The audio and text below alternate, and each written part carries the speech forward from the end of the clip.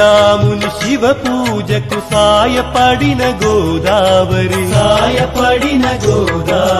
భగీరథుని Ganga Kanna మిన్నయైన Godavari భగీరథుని Ganga Kanna మిన్నయైన Godavari పంచమహాపాతకాల విముక్తిరా Godavari Godavari Godavari Godavari Godavari